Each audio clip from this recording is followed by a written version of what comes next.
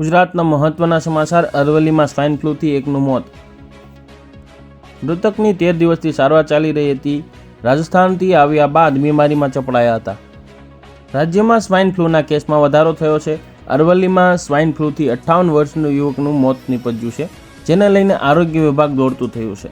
મૃતકની 13 દિવસની સારવાર ચાલી રહી હતી। રાજસ્થાનથી આવ્યા બાદ બીમારીમાં સપડાયા હતા। અરવલ્લીમાં સ્વાઇન ફ્લૂની દર્દીઓનું મોત નીપજ્યું છે। ભિલવાડાના રીટોડા ગામમાં 58 વર્ષ યુવકનું સારવાર બાદ મોત થયું છે। રાજસ્થાનથી આવ્યા બાદ સ્વાઇન ફ્લૂ પોઝિટિવ આવ્યા હતા। સ્વાઇન ફ્લૂ પોઝિટિવ આવ્યા બાદ હિંમતનગર સિવિલમાં રખાયા હતા।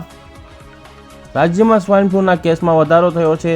3 મહિનામાં 630 કેસ સામે આવ્યા, જેનાથી 15 લોકોના મોત થયા છે, ત્યારે આજે વધુ એક મોત થયા કુલ મોત 16 પર આંક પહોંચી ગયો છે। રાજ્યમાં સ્વાઇન ફ્લૂના કેસમાં ચિંતાજનક વધારો થયો છે।